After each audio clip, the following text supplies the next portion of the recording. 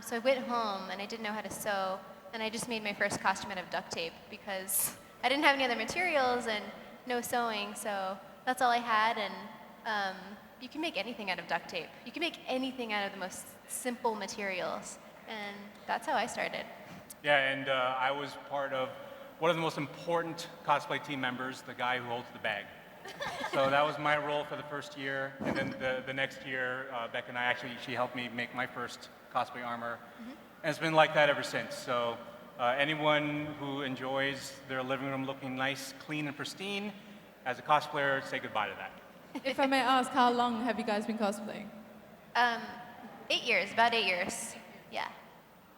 And you, Mia? All right, for me, I always loved comics and anime, and it wasn't until I had a job where I had a coworker that also liked anime, and they told me about anime conventions, and I was like, wow, wait, there's conventions for this?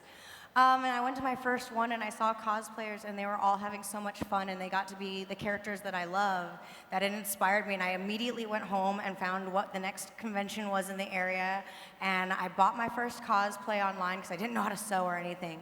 And it was a good cosplay, but I didn't know how to do anything. I think halfway during the con, my wig was like way back here, and no one told me.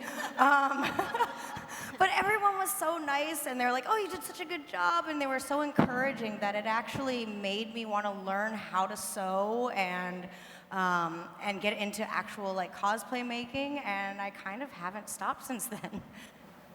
Okay, so you guys all travel a lot to different conventions and see the world.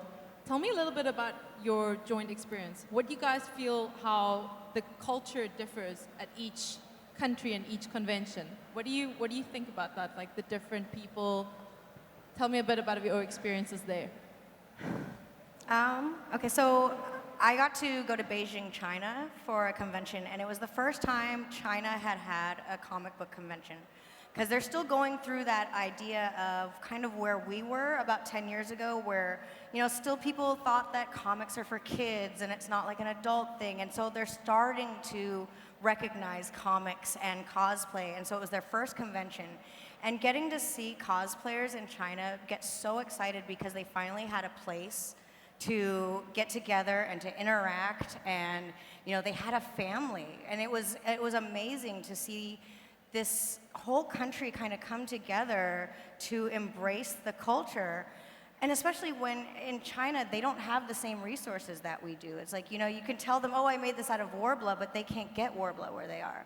So for them to, get past not being able to have the resources and not having conventions at first, and then to finally have a convention and get to showcase it all, it was amazing to watch. It was like watching someone's dream come true. As a geek, and it was great.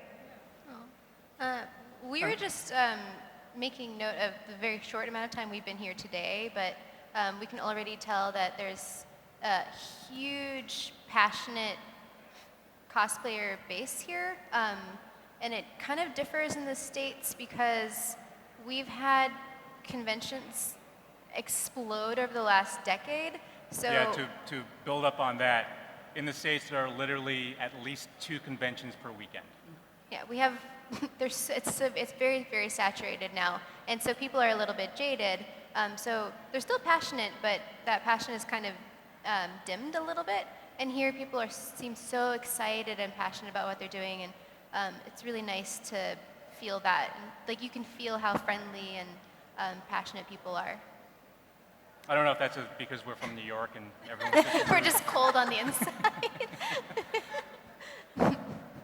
And Taylor? Yeah, so obviously, having been one of the cosplayers that started like 7 years ago in SA, where we didn't really have that many cons, our events consisted of going to the park and having a picnic in costume and stuff like that. And we never really thought that we'd get to the point that we are now, where we have international guests, where there's like all these conventions and options that we have, and there's so many people that are interested in cosplay now.